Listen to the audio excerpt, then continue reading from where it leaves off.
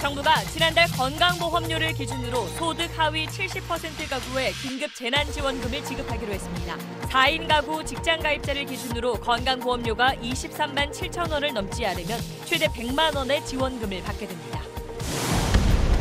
총선 유세에 나선 더불어민주당 이낙연 선대위원장이 오늘 강원도 지역을 찾았습니다. 미래통합당 황교안 대표는 지역구인 서울 종로에 집중했습니다.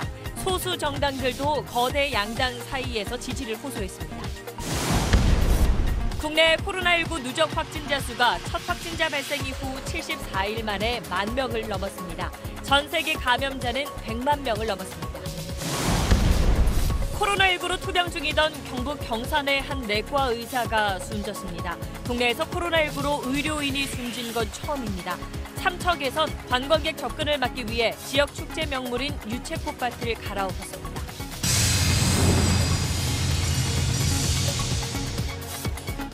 요즘 밖에서 애들 보기 힘들어. 맞아. 마음껏 뛰어놀겠군. 현대수소전기차.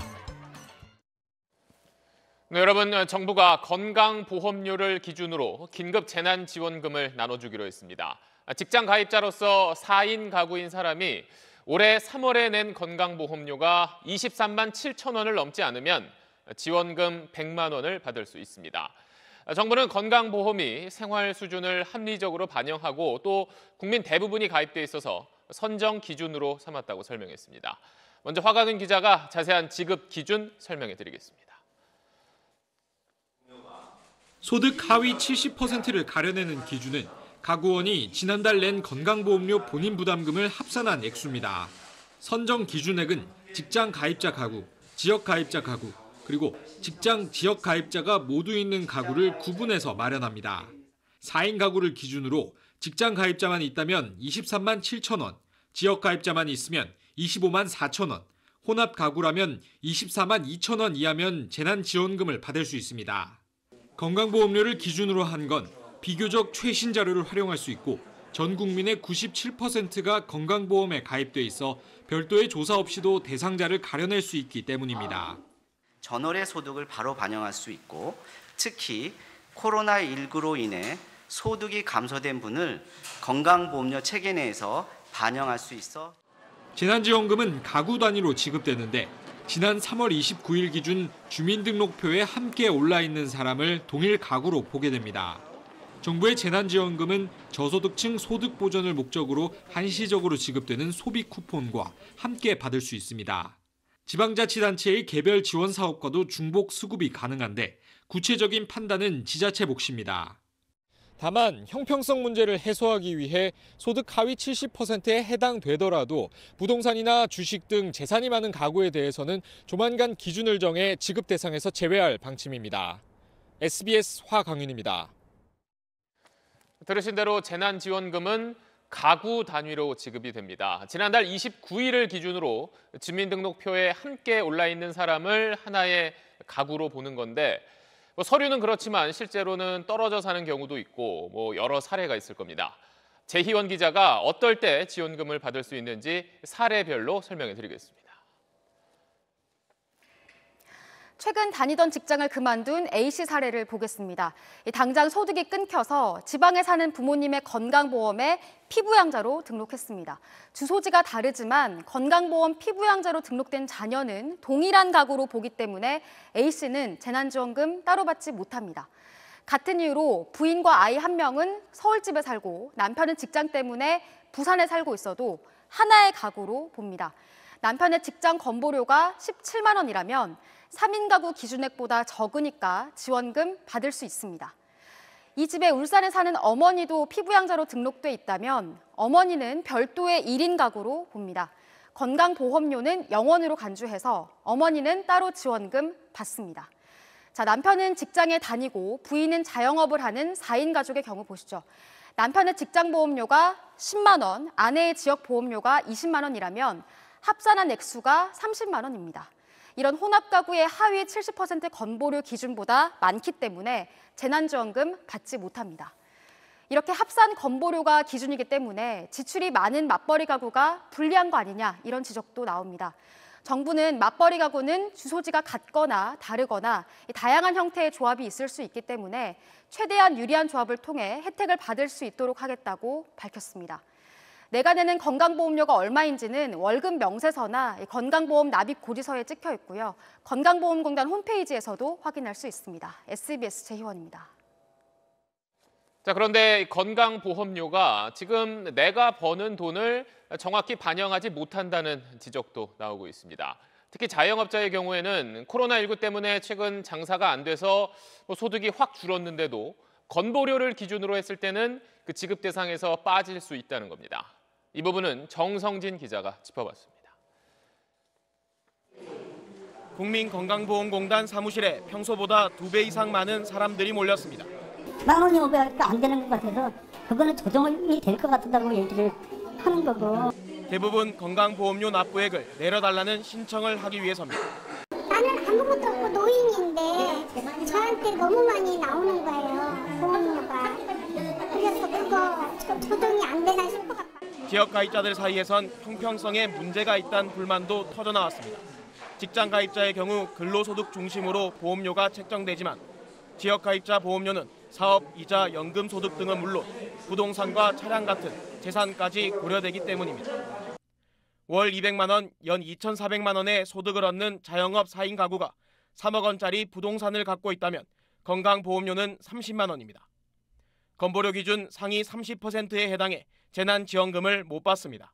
우리 15명이라고 평수가. 우리 평수를 보면은 30만이 넘어가는데 웬만하면 다 자영업자들은 할 수밖에 없죠.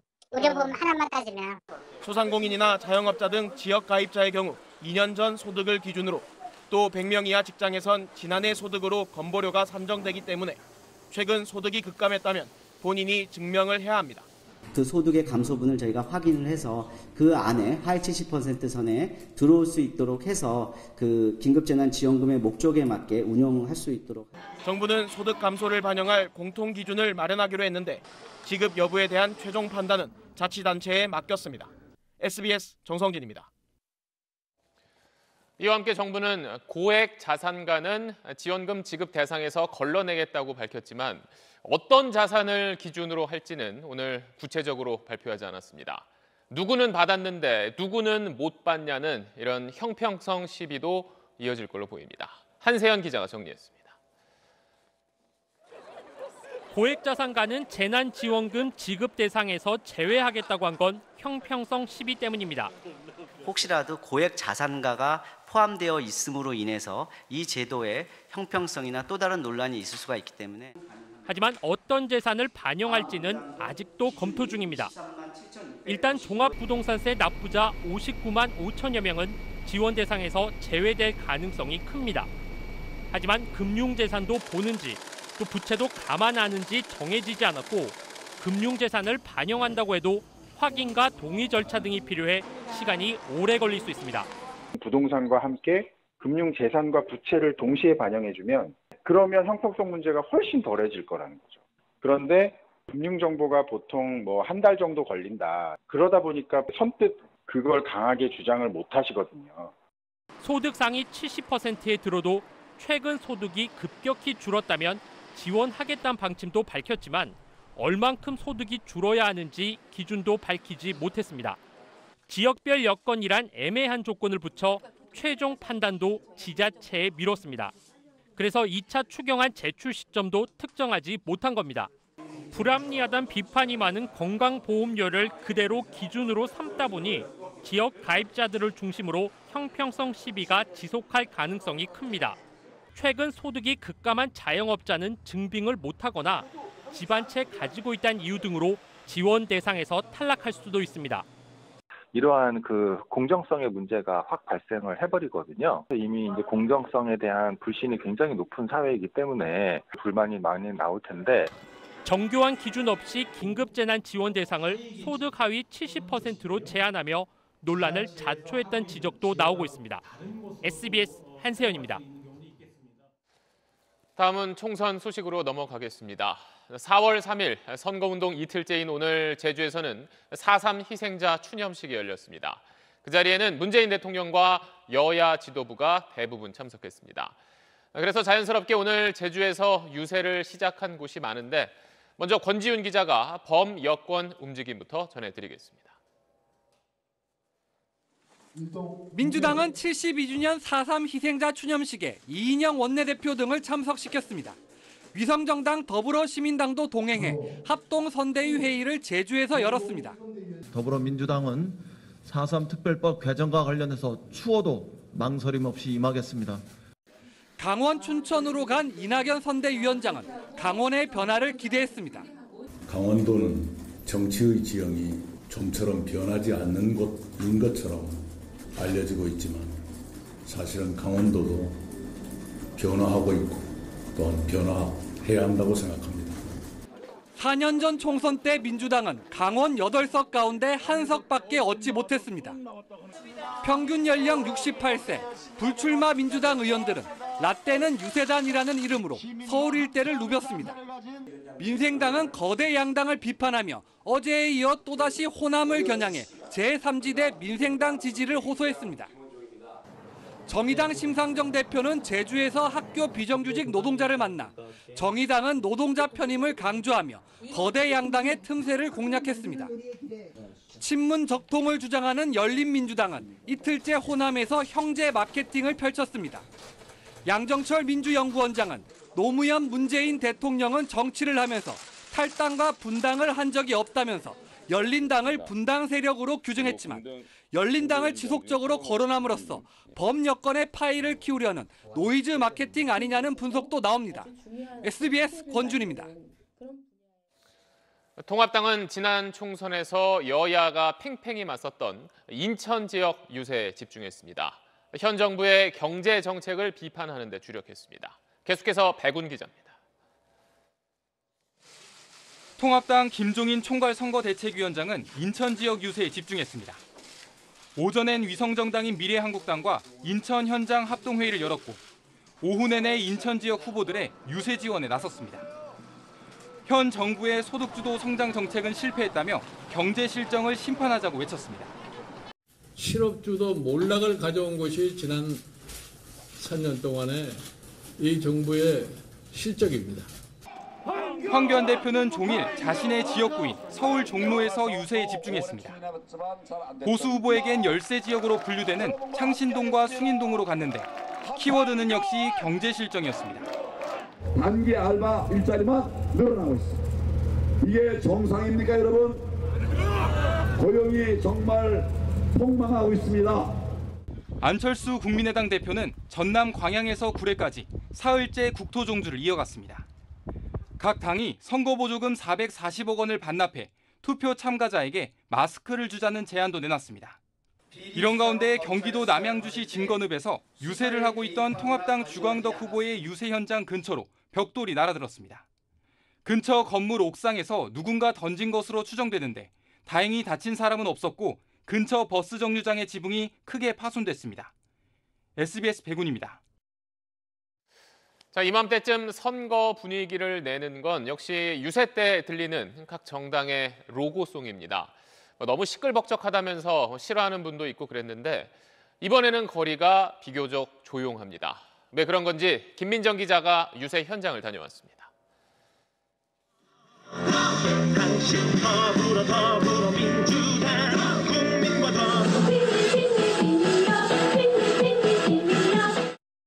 4년 전엔 이랬습니다. 13일간의 선거운동 기간엔 사방팔방에 시도 때도 없이 선거용 로고송이 울려 퍼졌습니다. 서울 마포갑의 번화한 거리입니다. 공식 선거운동 이틀째라 유세 차량이 왁자지껄 선거운동을 할 법도 한데 조용합니다.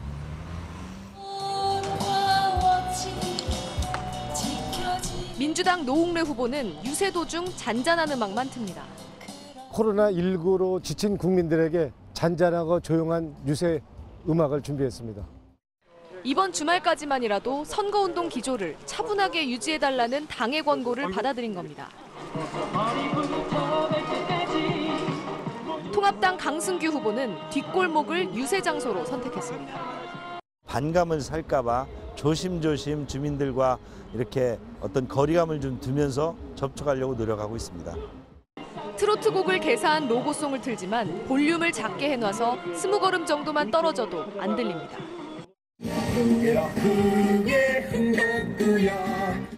통합당 정우택 후보는 220만 원을 들여 태권브이 주제가로 로고송을 만들었지만 신나는 음악을 크게 트는 건 자제해달라는 당 권고에 따라 사용을 최소화할 생각입니다. 민주당 조승래 후보는 직접 통기타를 들고 노래를 부르는 영상을 SNS에 올리는 걸로 로고송을 대신합니다. 그대여 아무 걱정하지 말아요. 코로나 시대, 선거용 로고송에도 마스크가 씌워진 듯 요란한 유세가 사라지고 있습니다. SBS 김민정입니다. 네, 법을 만드는 국회의원들이 법망을 교묘히 피해가면서 비례대표용 위성정당을 계속 홍보하고 있다고 저희가 여러 차례 지적했었습니다. 선관위가 그런 꼼수 선거운동에 제동을 걸었습니다. 박하정 기자입니다. 어제 공동 출정식에 등장한 더불어민주당과 더불어시민당의 버스. 당 상징색은 물론 글씨체까지 판박입니다. 특히 눈에 확 띄게 숫자 1과 5를 쓴 건 민주당 기호 1과 더시민 기호 5를 강조해 보여주려는 의도라는 게 분명해 보였습니다. 버스 앞에 있었던 지역구 후보들은 위성정당인 더시민 지지를 호소하면 선거법 위반이란 걸 잘 알고 있었습니다. 이렇게 흔드는 것도 선거법 위반 아니에요? 이렇게. 선거관리위원회는 숫자 1과 5를 쓴 게 선거법 위반이라고 판단했습니다. 자세히 보면 총선일 4월 15일이라고 돼 있지만 1과 5만 워낙 크게 쓰다 보니 유세차가 아닌 정당 차량에 정당 기호를 쓰지 못하게 한 선거법에 어긋난다는 겁니다. 선관위가 즉시 시정을 요구하자 민주당은 선관위 지도를 따르겠다면서도 불만을 터뜨렸습니다. 정당과 후보자들이 표현의 자유를 과도하게 침해하는 일은 없어야겠다. 모정당 지도부 일정에 얹혀가는 위성정당들의 행태는 오늘도 변함이 없었습니다. 같은 당인지 다른 당인지 당명마저 여전히 헷갈려합니다. 오늘 찾아주신 미래한국당의 동지들입니다. 미래 슈퍼왔다. 미래한국당. 네, 반갑습니다. 미래한국당입니다. 변변한 독자 공약마저 없이 급조되다 보니 위성정당들은 비난을 받더라도 모정당에 묻어가는 게 홍보 효과라도 있다 판단하는 걸로 보입니다. SBS 박하정입니다. 코로나19 전 세계 환자 숫자가 이제 100만 명을 넘었습니다. 중국에서 처음 보고되고 석 달 만입니다. 100만 명만 해도 참 많아 보이는데 아직 드러나지 않은 환자들이 더 있을 거란 얘기가 나옵니다. 김범주 기자의 설명 먼저 들어보시고 이어서 국내 상황 짚어보겠습니다. 전 세계 확진자 수 어느새 100만 명을 넘었습니다. 이 중에 5분의 1, 21만 명은 완치가 돼서 병을 이겨냈습니다. 그런데 이 얘기를 뒤집어 보면은 5분의 4는 아직 이겨내지 못했다는 뜻이 됩니다. 75만 명이 여전히 몸 안에 바이러스하고 싸우고 있고 5만 명, 5%는 결국 목숨까지 잃었습니다. 이 수치들 그런데 눈덩이 불어나듯 당분간 더 나빠질 겁니다. 환자 늘어나는 속도가 완전히 탄력이 붙었기 때문입니다. 이 그래프 보시면 1월 말에 처음 바이러스가 보고가 되고 10만 명이 될 때까지 걸린 시간이 한 달 반이었습니다. 그런데 단 20일 만에 50만까지 늘어나더니 다시 2배인 100만이 되는 데는 7일, 일주일밖에 안 걸렸습니다. 점점 기간이 짧아지죠. 여기서 또다시 2배로 그러니까 100만 명이 더 늘어나는 데는 다 쓰면 된다는 추산까지 나오고 있습니다. 어디가 끝일지는 아무도 모릅니다. 25만 명 전 세계 확진자의 4분의 1을 차지하게 된 미국, 유럽의 스페인, 프랑스, 영국, 독일 이런 나라들 그래프가 꺾이질 않고 있고요. 여기에 지금은 그나마 선진국들 위주로 집계를 했는데도 이 정도인데 인구 13억의 인도, 12억의 아프리카 같은 곳들은 확진자가 2,000명, 7,000명이라고 하는데 이게 검사가 부족해서 잘 모르는 건 아닌지 실제로는 환자가 더 많은데 감당이 안 돼서 숨기는 건 아닌지 의문들이 많습니다. 여기다가 나아졌다 싶었던 나라들도 100년 전에 유행했던 스페인 독감처럼 바이러스가 몇 년에 걸쳐서 재차, 3차 휩쓸고 갈 수도 있어서 한 치 앞도 예상이 힘든 암울한 상황입니다. SBS 김범주입니다. 네, 국내 확진자는 10,000명을 넘었습니다. 첫 환자가 나온 지 74일 만입니다. 신천지 집단 감염으로 2월 중순 이후에 환자 증가세가 가팔랐지만 전국 초중고교의 개학 연기를 비롯한 강력한 사회적 거리 두기를 실천하면서 지금은 증가세가 많이 둔화된 상태입니다.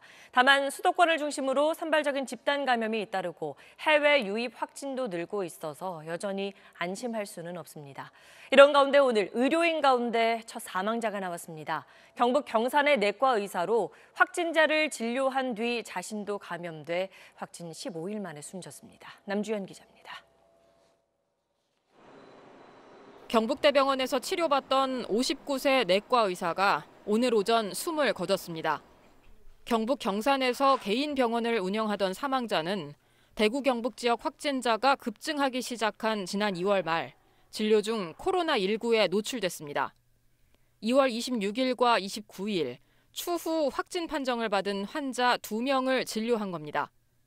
이후 지난달 19일 의사 본인이 확진됐고 폐렴이 악화해 인공 심폐장치인 에크모 치료까지 받다가 확진 15일 만에 끝내 숨졌습니다. 폐렴을 치료하는 과정 중에 또 심근경색증의 치료를 받으신 걸로 되어 있기 때문에 현재로서는 코로나19와 관련된 그런 사망으로 판단하고 있습니다. 진료 당시 마스크를 썼는데도 감염된 것에 대해 의료계 지인들은 꼼꼼한 진료 방식 때문일 거라며 안타까워했습니다.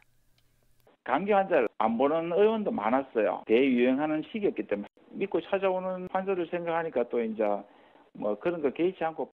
열이 나거나 호흡기 증상이 있는 경우 반드시 선별진료소가 있는 의료기관을 찾아가야 의료인의 코로나19 노출을 막고 의료 공백도 최소화할 수 있습니다. SBS 남주현입니다. 의정부 성모병원 관련 확진자는 34명으로 늘었습니다. 이 병원에서는 지난달 29일에 첫 환자가 나온 걸로 알려졌는데 보건당국 조사 결과 그보다 먼저 증상이 나타난 확진자가 4명 더 있는 걸로 확인됐습니다. 이현정 기자의 보도입니다. 의정부 성모병원 첫 확진자는 양주 요양원에 머물다 입원한 75세 남성이었습니다. 8층 병동에 입원 중이던 지난달 29일 양성 판정을 받은 뒤 4시간 만에 숨졌습니다. 보건당국이 이 환자보다 길게는 일주일 먼저 증상을 보였던 환자 4명을 찾아냈습니다. 75세 남성보다 확진 판정은 늦게 받았지만 코로나19 증상이 일찍 나타난 겁니다. 보건당국은 어제까지 병원 직원과 환자 등 2,800여 명의 검사를 마친 데 이어 지난달 17일 이후 이 병원에서 퇴원한 환자와 간병인 307명도 추적 조사하고 있습니다. 확진자인 60대 간병인이 이용한 철원의 호텔 여자 사우나에선 환자가 또 나왔습니다. 어제 50대와 10대 모녀에 이어 오늘 70대 여성까지 3명이 확진 판정을 받았는데 당시 사우나에 30여 명이 있었던 만큼 감염자가 더 나올 수 있습니다. 보건당국은 사우나를 이용할 때도 거리 두기를 해달라고 당부했습니다. 지인들이 그 목욕탕에서 만나서 긴밀하게 대화도 나누시고 그러셨기 때문에 이제 전염이 된 걸로 보고 있기 때문에 지난 1일 폐쇄된 의정부 성모병원은 진료 재개 시점을 이번 주말 안에 결정할 예정입니다. SBS 이현정입니다. 네, 다시 주말을 앞두고 있습니다. 서울시는 집회 금지 명령에도 불구하고 지난주 현장 예배에 참석한 사랑제일교회 관계자들을 오늘 경찰에 고발했습니다. 하지만 교회 측은 감염병 예방법이 종교의 자유를 보장한 헌법 위에 있지 않다며 모레 또 현장 예배를 강행하겠다고 밝혔습니다. 조윤아 기자입니다. 서울시가 구속된 전광훈 목사가 담임 목사로 있는 사랑제일교회를 집회금지 명령을 위반한 혐의로 경찰에 고발했습니다. 네, 정부 방침과 서울시의 집회금지 명령에도 불구하고 일요 예배를 강행한 사랑제일교회의 목사 등 주요 인사들과 성명불상의 참석자 다수를 고발하였습니다. 고발한 사람은 예배를 주도한 목사와 예배에 참석한 사람들인데 대부분 마스크를 써 신원 확인이 어려워 이름이 특정된 사람은 8명입니다. 앞서 사랑제일교회는 방역수칙을 어겨 서울시가 집회금지 명령을 내렸지만 지난 일요일 약 2,000명이 참석한 가운데 현장 예배를 강행했습니다. 또 서울시 고발 조치에 아랑곳 않고 모레 현장 예배를 이어가겠다고 밝혔습니다. 서울시에서 뭐 하지 말라면 안 합니까? 다 그 강제 조항이 있어요. 예배를 금지하는 법이 감염법이 헌법 위에 있는 거예요? 아니잖아요. 서울시는 예배를 강행하면 참석자들을 파악해 추가로 고발할 방침이며 대형 교회를 중심으로 다른 교회들도 현장 점검에 나서기로 했습니다. 이런 가운데 천주교 서울대교구는 별도 지침이 있을 때까지 무기한 미사를 중단하기로 했고 조계종도 법회 등 모임 중단을 오는 19일까지 다시 연장했습니다. SBS 조윤아입니다. 네, 강원도 삼척시가 애써 키워왔던 축구장 8개 크기의 유채꽃밭을 싹 다 갈아엎었습니다. 매년 해오던 유채꽃 축제를 올해는 코로나19 때문에 취소했는데도 사람들이 꽃 구경하려고 계속 찾아오자 이런 결정을 내린 겁니다. G1 백행원 기자입니다. 동해 푸른 파도 옆이어서 그런지 유달리 샛노랗게 봄을 알렸던 삼척 맹방 유채꽃은 관광 명소이자 주민에겐 자부심이었습니다. 하지만 올해는 사정이 딱하게 됐습니다. 트랙터가 지나가는 자리마다 유채꽃밭은 황무지로 변합니다. 코로나19 때문에 20년 가까이 이어오던 축제를 취소했지만 그래도 꽃 구경 오는 손님을 막을 길이 없었기 때문입니다. 주말마다 통제선을 설치하고 차량으로 지나가면서 구경하는 것을 권했지만 개방지다 보니 밀려드는 상충객을 통제할 수 없어 고심 끝에 폐기를 결정했습니다. 지난 가을 심어 8개월 동안 가꾼 꽃밭인데 갈아엎는 데는 30분밖에 안 걸렸습니다. 가슴이 너무 아픕니다. 저 1년 동안 길러갖고 관리해서 이렇게 길러놨는데 지금 이게 트랙터와 갈아엎을 때는 얼마나 속이 상하겠습니까? 벚꽃이 만개한 강릉에서도 예년 같으면 꽃 구경 오시라고 홍보가 한창일 텐데 올해는 통제선을 그어놓고 출입을 막았습니다. 주차장도 없애고 드라이브스루 벚꽃 구경을 권하고 있는데 수십 년 된 벚꽃나무를 유채꽃처럼 갈아엎을 수도 없어 가슴앓이만 하고 있습니다. 야속하게 길어지는 코로나19 사태는 봄꽃 구경의 낭만마저 앗아가 버렸습니다. G1 뉴스 백행원입니다. 이와 반대로 사람들이 너무 찾아오지 않아서 걱정인 곳이 있습니다. 외국인들이 많이 오던 서울 동대문 상가는 이젠 손님들 발길이 뚝 끊기면서 월세를 받지 않는다고 해도 장사하겠다는 사람이 없을 정도입니다. 그 현장을 정다은 기자가 취재했습니다. 국내 최대 패션 관광 특구인 동대문 거리는 눈에 띄게 한산합니다. 꼭 이렇게 움직여야 되는 사람들만 지금 나오는 것 같아요. 장님들은 손님이 오든 안 오든 일단 문을 열어놓고. 동대문을 대표하던 복합 쇼핑몰엔 손님을 기다리다 지친 점원들만 보입니다. 손님들이 없잖아요. 우리 굶어주고 정말 손님들 굶어주는다니까. 외국 관광객들로 북적이던 지하 면세점도 마찬가지입니다. 한땐 선금 걸고 빈점포가 나오길 기다릴 정도였지만 지금은 곳곳에 임대문의 안내문이 붙었습니다. 지하와 지상 가릴 것 없이 이 건물 층마다 이렇게 빈 점포들이 수두룩합니다. 심지어 월세를 안 받겠다고 해도 문의가 없습니다. 계약 기간이 되면 지금 나가는 사람들이 계속 한게 월세 없이 들어와서 이제 장사를 하라고 최하로 해서 하는데도 들어오지 않는 게 있습니다. 특히 이곳처럼 한 가지 업종으로 특화된 집합상가는 업종 변경 요건이 까다로워 사실상 위기에 대응할 방법이 없습니다. 다른 장사를 하려고 해도 현행법상 집합건물 소유자 4분의 3 이상의 동의를 얻어야 합니다. 분위기가 침체돼 있는 집합상가가 현 상가 시장의 트렌드에 맞춰 변화하기 위해서는 제도적인 장치가 필요할 것으로. 지난 1, 2월 전국 상업용 부동산 거래량은 지난해 같은 기간보다 21.8% 증가했지만 3.3제곱미터당 평균 거래 금액은 22.8%나 떨어졌습니다. 상인들은 침체된 상권을 살리기 위한 정부나 지자체의 지원이 절실하다고 호소하고 있습니다. SBS 정다은입니다. 세계에서 코로나19 환자가 가장 많은 미국에서 2주 사이에 1,000만 명이 일자리를 잃은 걸로 집계됐습니다. 그런데 이게 끝이 아니라 앞으로 4,700만 명이 더 일자리를 잃을 거란 전망까지 나왔습니다. 워싱턴 손성민 특파원입니다. 텅 빈 거리, 줄줄이 문 닫은 상점들. 사람이 없으니 일도 없습니다. A lot of the restaurants we worked with started to close, and so it all really happened within a 2-week, 3-week span. 미국에서 지난주에만 역대 최다인 665만 건의 실업수당이 청구됐습니다. 그 전주에 330만 건과 합하면 1,000만 명이 일자리를 잃은 겁니다. 2008년 금융위기 이후 만들어진 새 일자리의 절반이 증발한 셈입니다. It's one of the most horrible numbers we have seen in terms of unemployment claims for forever, frankly. Historically, we've never seen this before. 다른 나라 상황도 나쁘긴 마찬가지입니다. 지난 2주 동안 프랑스에선 민간 노동자의 20%인 400만 건, 캐나다에선 213만 건의 실업수당이 청구됐습니다. 정확한 경제 통계로 유명한 세인트루이스 연방준비은행은 앞으로 미국에서 4,700만 명이 일자리를 잃어 실업률이 32.1%에 달할 수 있다고 경고했습니다.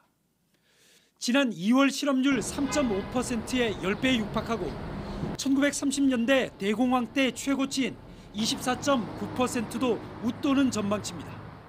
사회적 거리두기가 이달 말까지 연장된 데 이어 미국인의 96%인 3억 1,500만 명에게 자택 대피 명령이 내려진 상태여서 당분간 실업수당 청구 건수는 더 많아질 것으로 보입니다. 워싱턴에서 SBS 손성민입니다. 네, 우리나라와 달리 그동안 마스크를 잘 쓰지 않았던 미국과 유럽 국가들이 언제부턴가 정책을 바꾸고 있습니다. 마스크 쓰는 걸 권하지 않았던 미국은 모든 국민이 쓰는 방안을 이제 검토하고 있는데 그럼 왜 이렇게 생각이 바뀐 건지 김희남 기자가 짚어봤습니다. Should you wear a mask if you're healthy? No. 이번 사태 초기부터 마스크 착용에 대한 미 보건당국의 입장은 확고했습니다. 하지만 미국 질병통제예방센터 CDC는 면 마스크를 포함한 안면 가리개 착용을 권고하는 지침을 곧 발표하기로 했습니다. 코로나19 환자 4명 중 1명은 무증상 감염일 수 있다는 게 그 이유입니다. 예방에 효과적이라는 증거가 부족하다며 마스크 착용을 권고하지 않았던 세계보건기구도 한발 물러섰습니다. WHO continues to gather all available evidence and continues to evaluate the potential use of masks more broadly. 체코와 오스트리아에 이어 이스라엘도 착용을 의무화하는 등 착용을 권고하는 나라가 늘고 있습니다. 서구권이 마스크 착용에 소극적이었던 배경엔 문화 차이와 수급 문제가 있습니다. 아픈 사람이나 범죄자만 쓴다고 여기는 문화와 생산량이 부족해 수급 문제를 해결하기 어려운 현실적 이유가 있는 겁니다. 방역 효과에 대한 연구가 부족한 것도 이유입니다. CNN은 최근 한국과 타이완 등 마스크를 폭넓게 사용한 나라들이 대규모 확산을 막는 데 성과를 거뒀다고 평가했습니다. 우리나라는 5년 전 메르스 사태를 겪으면서 마스크의 중요성을 실증적으로 경험했습니다. 환자가 병원 안에서 돌아다니면서 많은 사람을 접촉했는데 환자가 마스크 쓴 경우는 그 많이 접촉한 병원 내 사람들 한 명도 전파를 안 시킨 거예요. CCTV 같은 걸 보면서 다 역학조사를 했기 때문에 마스크가 정말 굉장히 중요하구나. 전 세계 마스크의 절반은 중국이, 나머지 대부분은 우리나라와 타이완 등 아시아에서 생산합니다. 생산량이 부족해 마스크 대란이 전 세계로 번지는 상황. 트럼프 대통령은 당분간 스카프로 입을 가리는 것도 나쁘지 않다고 말했고 뉴욕타임스는 집에서 면 마스크 만드는 방법을 소개하기도 했습니다. SBS 김신남입니다. 네, 아프리카에서는 몇몇 나라들의 지나친 봉쇄 조치가 문제가 되고 있습니다. 바이러스 퍼지는 거 막으려고 야간 통행을 금지한 케냐에서는 10대 소년이 거리에서 경찰의 총에 맞아 숨지기도 했습니다. 김지성 기자입니다. 아프리카 케냐 몬바사의 한 거리에서 총성이 울립니다. 놀란 시민들이 달아납니다. 뒤쫓아온 경찰이 시민들을 무자비하게 폭행합니다. 케냐 정부가 지난달 27일부터 야간 통행 금지를 시작했는데 통금 시간이 되기도 전에 강제 해산에 나섰습니다. 사흘 뒤에는 13살 소년이 경찰이 쏜 총에 맞아 숨졌습니다. 케냐에선 지금까지 5명이 경찰의 총격으로 숨졌다고 월스트리트저널이 보도했습니다. 남아프리카 공화국에서도 경찰이 봉쇄 조치를 어긴 시민에게 채찍을 휘두르거나 고무탄을 발사해 3명이 숨졌고 우간다에서는 군인이 총을 쏴 2명이 다쳤습니다. 봉쇄 조치로 생계가 막막해진 시민들이 귀향길에 오르면서 터미널은 인산인해를 이루고 도로는 마비됐습니다. Everybody is complaining. We have no food, we have no money. 아프리카에선 지금까지 50개 나라에서 확진자 7,028명, 사망자 284명이 보고됐습니다. 깨끗한 물이 부족하고 위생도 열악해 감염자가 폭증할 가능성이 크고 환자 집계도 의문스럽습니다. 여기에 강압적인 봉쇄 조치로 시민들의 불만은 더욱 커지고 있습니다. 아프리카 안보연구소는 봉쇄령 남용에 따른 위협이 코로나19 위협에 필적하는 수준이라고 비난했습니다. SBS 김지성입니다. 자, 이렇게 전염병이 전 세계로 계속 퍼지면서 한국산 의료 물품을 사려는 나라들이 늘고 있습니다. 그 가운데는 의료 물품을 가져갈 항공편을 우리나라에 보내면서 그 비행기에 우리 국민들, 그러니까 현지에 발이 묶여 있던 한국 사람들을 태워 보내는 나라들도 있습니다. 김혜영 기자입니다. 진단키트 30만 개와 의료용 침대 등 한국산 의료 물품이 항공기에 실립니다. 모로코 정부가 한국에서 산 의료 물품을 가져가려고 오늘 인천에 보낸 특별기입니다. 이 특별기가 어젯밤 모로코 카사블랑카에서 출발할 때 열흘 넘게 현지에서 발이 묶였던 한국인 105명도 타고 왔습니다. 너무 일찍 항공편이 끊기는 바람에 나갈 수가 없는 상황이었습니다. 초조하고 그런 것도 있었지만 그래도 지금 가게 되니까 너무 기쁘네요. 의료 물품을 구입할 수 있도록 우리 정부가 측면 지원해주자 모로코 국왕이 화물기에 특별기까지 띄우도록 지시해 한국인 귀국을 도운 겁니다. 기업체들을 소개해주고 모로코 측이 원하는 그런 분량을 살 수 있게 해준 거에 대해서 상당히 감사를 표시했고요. 모로코는 항공료 안 받겠다고 했지만 수익자 부담 원칙에 따라 탑승객들이 1인당 190만 원씩 내기로 했고 모로코 정부는 이를 코로나 방역 기금으로 쓰기로 했습니다. 이런 식으로 지원을 주고받는 사례 또 있습니다. 세르비아에서도 의료물품 수입차 띄운 특별기에 한국인 5명이 탑승해 오늘 귀국했고 미얀마에선 오는 8일 방호복 운송을 위한 항공편을 통해 한국인 100여 명이 귀국할 예정입니다. SBS 김혜영입니다. 가수 휘성이 어젯밤 한 호텔 화장실에서 쓰러진 채 발견됐습니다. 수면유도 마취제를 투약한 상태였습니다. 불과 이틀 사이 투약하고 쓰러져 발견되는 일이 반복된 건데 마약으로 분류된 약은 아니어서 경찰에서 조사만 받고 풀려났습니다. 안희재 기자가 단독 보도합니다.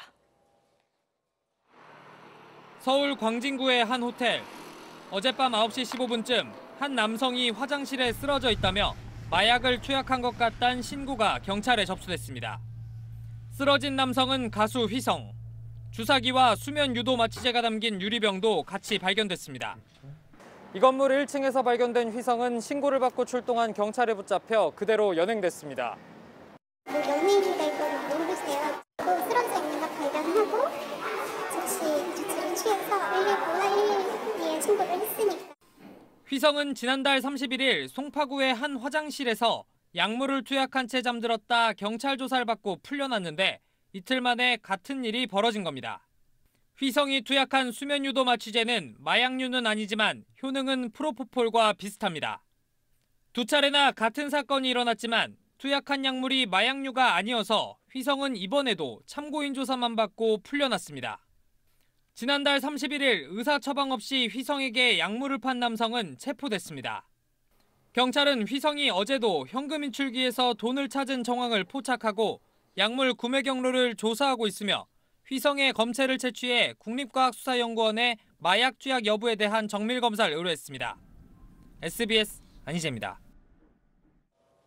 성착취 영상을 퍼뜨린 박사방 일당 가운데 시청 공무원, 사회복무요원뿐만 아니라 현역 군인도 끼어 있었습니다. 경찰은 해당 군인의 소속 부대를 압수수색했고 군은 이 병사를 긴급 체포했습니다. 홍영재 기자입니다. 경찰이 경기도의 한 군부대를 압수수색했습니다. 조주빈과 박사방을 함께 운영하고 성착취물을 홍보한 걸로 알려진 대하명 이기야, 이모 일병의 범죄 단서를 찾기 위해서입니다. 경찰은 이 일병이 성착취물을 수백 차례 유포한 걸로 보고 있습니다. 7시간에 걸친 압수수색에서 경찰은 이 일병의 휴대전화 한 대와 소지품 일부를 확보했습니다. 지난해부터 대부분의 일반 사병이 일과 시간 이후에도 휴대전화를 자유롭게 이용할 수 있게 됐는데 경찰은 지난해 말 입대한 이 일병이 부대 안에서 일과 후 범행을 저질렀을 것으로 보고 있습니다. 조주빈은 검찰 조사에서 이 일병이 자신의 이익이나 재미에 따라 성착취물 공유방을 만들어주기도 하는 등 서로 돕는 관계였다고 진술한 것으로 알려졌습니다. 군은 경찰 압수수색이 끝난 뒤 이 일병을 긴급 체포하고 경찰과 협의해 수사를 이어나가겠다고 밝혔습니다. 서울 송파구의 한 주민센터에서 개인정보 200여 건을 무단 조회한 사회복무요원 최모 씨의 구속 여부는 오늘 밤 결정됩니다. 사회복무요원들이 박사방 범죄의 주요 역할을 한 것으로 드러나자 병무청은 사회복무요원들이 개인정보 취급 업무를 맡지 못하도록 하고 정기적으로 실태 조사를 벌이겠다고 밝혔습니다. SBS 홍영재입니다. 한미 방위비 분담금 협상이 잠정 타결됐다는 우리 정부 고위 인사의 발언이 있었는데 미 국무부 차관보가 협상은 결코 끝나지 않았다며 선을 그었습니다. 주한미군 사령관은 SNS에 김칫국 맛이다라는 글을 올리기도 했습니다. 김태훈 국방전문기자입니다. 한미 방위비 분담금 협상 잠정 타결설에 미 국무부가 공개적으로 선을 그었습니다. 클라크 쿠퍼 정치군사 담당 차관보는 오늘 언론 브리핑에서 협상은 결코 끝나지 않았다. 합의는 서로에게 유익하고 공정해야 한다고 말했습니다. 협정기간 5년에 1년 분담금이 2조 원을 넘지 않는 선에서 잠정 타결돼 최종 조율 중이라던 우리 정부 고위인사 발언과 크게 엇갈립니다. 실무선에선 의견 접근이 이뤄졌지만 두 나라 최고위층, 특히 트럼프 쪽에서 막판에 틀었다는 해석이 나옵니다. 실제 사흘 전 우리 측 협상 대표는 의견 접근을 강조했는데 상당한 의견 접근이 이루어지고 있다는 점에서 조만간 최종 타결될 것으로 기대하고 있습니다. 어제부터 강경화, 폼페이오 두 외교수장이 전화 협상을 했지만 결과가 신통치 않다는 말이 나왔습니다. 이 와중에 어제 저녁 에이브럼스 주한미군 사령관이 우리말 김칫국 마시다의 뜻풀이를 SNS에 올려 뒷말이 이어지기도 했습니다. 우리 정부의 협상 낙관론을 비꼰 거다, 무례하다는 논란이 일었는데 주한미군 측은 한국말 배우면서 미국 속담과 비슷한 말이라 올렸을 뿐 악의도 없으며 현안과 관련지어 해석하지 말아달라고 해명했습니다. 분담금 협상 타결이 미뤄지면서 주한미군 한국인 노동자 4천여 명의 무급휴직이 장기화할 수 있다는 우려가 나옵니다. SBS 김태훈입니다. 우리나라가 세계 최초로 5세대 이동통신 5G 서비스를 상용화한 지 꼭 1년이 됐습니다. 그 사이에 가입자는 530만 명을 넘어섰는데 5G 서비스 품질은 얼마나 나아졌는지 이성훈 기자가 확인해봤습니다. 마스크를 쓴 엔지니어들이 5G 기지국을 점검하느라 분주합니다. 장비 투자나 이런 거를 되게 많이 해서 최대한 이제 사용하시는데 불편함 없게 하고 있습니다. 5G 상용화 직후부터 현재까지 먹통 논란이 끊이지 않자 이동통신 3사는 1년간 8조 7천억 원을 투자해 기지국을 3배나 늘렸다고 말합니다. 정작 소비자들이 느끼는 만족도는 어떨까? 출퇴근할 때 지하철이나 이런 데서 많이 끊겨가지고 아직 1년 지났지만 여전히 LTE 우선 모드로 쓰고 있어요. LTE 쓰던 때랑 크게 차이가 체감되는 건 없고 또 곳곳에서 안 되는 데가 있어요. 사무실과 상업시설이 밀집해 있는 서울 도심에서 직접 5G 속도를 측정해 보겠습니다. 야외에선 5G 신호가 잘 잡혀 속도도 빠르고 끊김도 없습니다. 하지만 실내로 들어가자 LTE 모드로 전환되면서 속도가 뚝 떨어집니다. 서울 경기에만 5G 기지국의 45%가 몰려있다 보니 소외 지역들이 생겨나게 마련입니다. 5G 전파는 특성상 투과율이 낮아서 LTE에 비해 2배 이상 되는 기지국의 개수가 필요한데 지금 현재 설치된 기지국은 80만 개 넘는 LTE에 비해 8분의 1 수준에 불과해서 여전히 비싼 요금도 불만입니다. 요금제 종류가 제공 데이터 용량으로 분류하면 3가지밖에 없는 데다 무제한 데이터 요금제를 선택하면 많게는 13만 원을 부담해야 합니다. 데이터 용량을 실제 다들 못 쓰고 있으면서 고가 요금제를 쓰는 경향이 있으니까 요금제를 다양화하는 게 한 방법이 아닐까. 소비자들을 사로잡을 만한 5G 전용 콘텐츠 개발도 숙제로 남아 있습니다. SBS 이성훈입니다. 네, 총선을 앞두고 SBS와 한국정책학회가 주요 정당이 내놓은 공약을 분석했습니다. 정책 공약 보는 법, 이른바 전공법이란 이름으로 전해드리는데요. 첫 순서로 부동산 공약 분석합니다. 고정현 기자입니다. 청년들의 주거 기본권을 보장하겠습니다. 원하는 곳에 내 집을 마련할 수 있는 부동산만큼은 확실히 잡겠다는 현 정부의 공언에 노 집값은 요동치곤 했는데요. 여야의 부동산 공약은 어떨까요? 민주당은 전월세 공약은 계약 기간을 현행 2년에서 4년으로 늘리고 보증금도 5% 이내로만 올리게 하자는 겁니다. 정의당은 더 나아가 계약 기간을 최대 9년으로 하자입니다. 반면 통합당은 현행 2년을 유지하자는 쪽입니다. 2년이나 나도 새 사는데 너무 길면 나빠요. 학부모 같은 분들은 좀 짧다고 생각하고 있고요. 또 여야의 차이가 극명한 게 부동산 시장 안정 대책입니다. 이번 공약 분석하신 교수님인데요. 교수님, 통합당은 재건축과 재개발 규제를 풀겠다고 공약을 했는데 민주당은 주택시장 안정을 위한 공약은 따로 안 냈어요. 현 정부의 부동산 정책 기조를 그대로 유지하겠다라는 규제 중심이다 보니까 선거 국면에서 크게 이슈화하지 않겠다고 하는 부동산 가격 상승의 원인을 주로 공급 부족에서 찾고 있습니다. 규제를 풀어준다든지. 그렇군요. 그러면 실현 가능성은 있는 건가요? 정책 수단이 규제 일변도로 되어 있는 것이 이제 문제점. 부동산 가격과 관련해서 어느 정도가 적절한 수준인지에 대한 논의가 좀 생략되어 있는 것이. 교수님, 주거복지 공약은 어떻습니까?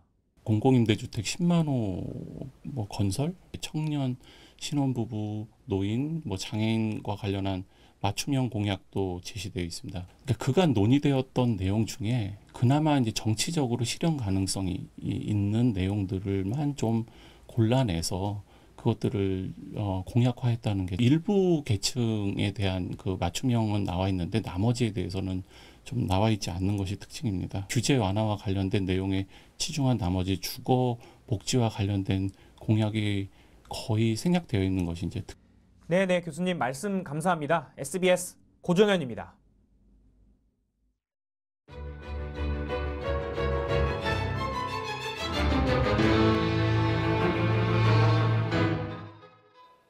기자들이 전하는 생생한 총선 리포트. 오늘은 서울 강남 지역 짚어보겠습니다. 정윤식 기자입니다. 24개 지역구가 있는 서울 한강 이남은 4년 전 총선에선 민주당이 강남 3구 지역구 3곳을 포함해 14석을 차지했습니다. 옛 새누리당은 9석, 옛 국민의당은 1석을 가져갔습니다. 민주당의 수성이냐 통합당의 탈환이냐. 먼저 동작을로 가겠습니다. 사실 소외계층들도 여기도 되게 많습니다. 다 같이 살아야죠. 낙후된 동네라고 생각을 하는데 지금은 강남 4지역이라고 좋게 보죠. 5선에 도전하는 통합당 나경원 후보와 민주당이 영입한 이수진 후보는 둘 다 판사 출신입니다.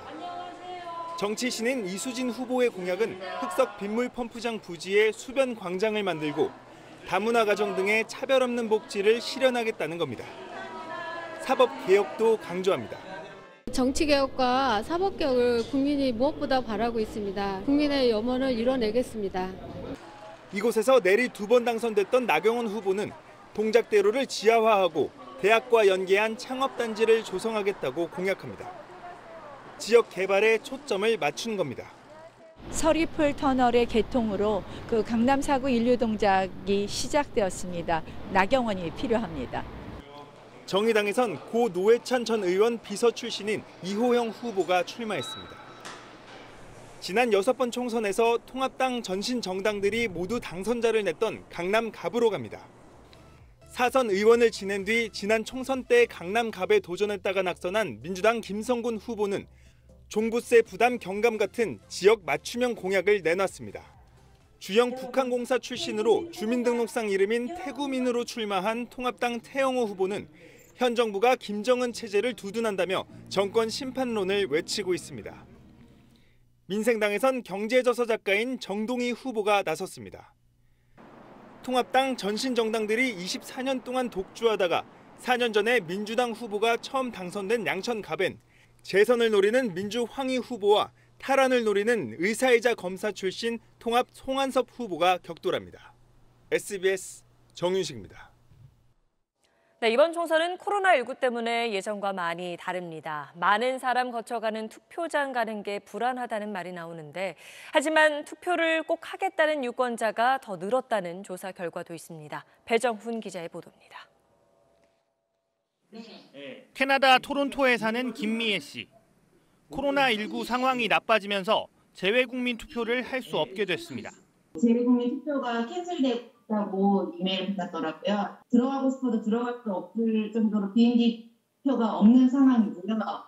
7살 아들이 있는 이 학부모는 투표장에서 무언가를 만져야 한다는 게 신경 쓰입니다.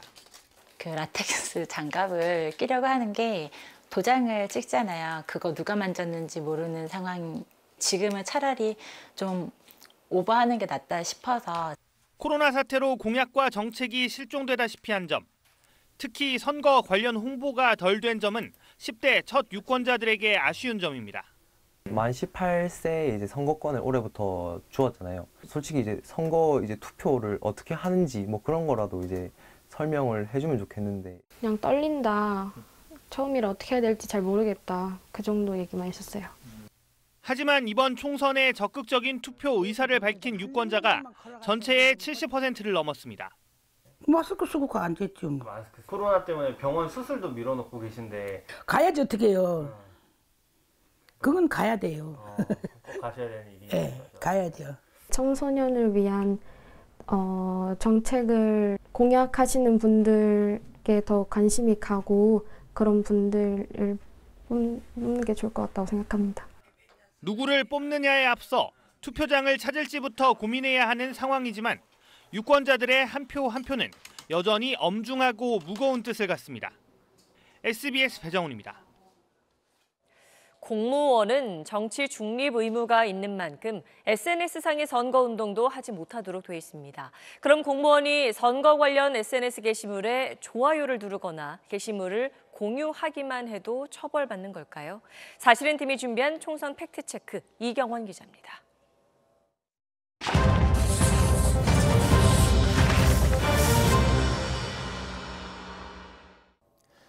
SNS 선거운동은 비교적 자유롭지만 100만 명에 달하는 공무원들, SNS에서 누구 지지한다 이런 글 쓰면 안 됩니다. 정치 중립 의무 위반입니다. 그러면 공무원이 선거 관련 게시물을 SNS에서 공유하거나 좋아요 누르는 정도는 어떨까요? 판례 보시면 먼저 선거 관련 기사를 여러 차례 공유한 한 교사. 재판부는 공유한 기사의 내용을 보면 이 교사가 누굴 지지하는지 짐작은 간다. 하지만 공유만 했다고 선거운동 의도가 있다고 볼 수 없다며 무죄를 선고했습니다. 그런데 특정 후보의 불리한 기사를 여러 차례 공유한 한 지방공단 임원 벌금 200만 원 선고됐습니다. 재판부는 공유한 게시물이 많고 페이스북 친구도 5천 명이나 되니 정보 확산 관점에서 선거운동 의도가 있다고 봤습니다. SNS 공유 자체보다 의도가 중요하다는 겁니다. 그렇다면 이 의도는 어떻게 파악하느냐? 헌법재판소는 최근 공무원 SNS 선거운동과 관련해 나름의 기준을 밝혔습니다. 전체 게시글에서 문제가 된 게시글의 비중이 큰가, 선거가 임박해 SNS를 개설하고 친구를 한꺼번에 추가했는가, 또 연달아 공유를 하고 좋아요를 눌렀는가, 이걸 종합적으로 따져야 한다는 겁니다. 선거 직전 공무원의 SNS 활동이 부쩍 잦아졌다면 그 의도를 의심할 수도 있다는 뜻입니다. SBS 이경원입니다. 서울 강남 한복판에는 내일로 300일째 고공농성을 이어가는 해고 노동자가 있습니다. 삼성에서 노조를 만들려다가 해고된 김용희 씨가 철탑에서 내려오지 못하고 있는 건데 김상민 기자가 만나고 왔습니다. 높이 25m, 0.5평 남짓한 공간. 지난해 6월 김용희 씨는 부당 해고에 대한 삼성의 사과와 명예복직, 배상을 요구하며 서울 강남 한복판 교통관제탑에 올랐습니다. 폭염과 태풍, 혹한을 견디며 버틴 시간, 내일이면 300일입니다. 25년을 지상에서 할 수 있는 투쟁은 다 해봤습니다. 아무도 저에게 눈을 돌리지 않고 길을 돌리지 않았습니다. 지난 1982년 삼성항공에 입사한 김 씨는 노조 설립을 주도하다 1991년 해고됐습니다. 해고 3년 뒤 사측이 삼성건설 러시아 지부에 1년간 다녀오면 복직을 시켜주겠다고 했지만 약속은 지켜지지 않았다고 말합니다. 제가 31살에 해고돼가지고 나이가 61입니다. 황금기 내 인생에 전부를 빼앗아갔지 않습니까? 삼성 피해자 공동투쟁은 지난달 27일 삼성준법감시위원회와 첫 면담을 했고 어제 준법감시위 회의에서도 김 씨 문제가 논의됐지만 좀처럼 해결의 실마리는 보이지 않습니다. 불법적인 노조 파괴 활동을 한 건 맞죠, 삼성이. 그 부분은 움직일 수 없는 팩트이고 한 번 얘기 듣고 알 수는 없잖아요. 그러니까 일단 삼성 측의 얘기를 들어보고. 김 씨 농성 300일째인 내일 삼성 피해자 공동투쟁 등은 삼성 본사 앞에서 차량 행진을 벌일 예정입니다. SBS 김상민입니다.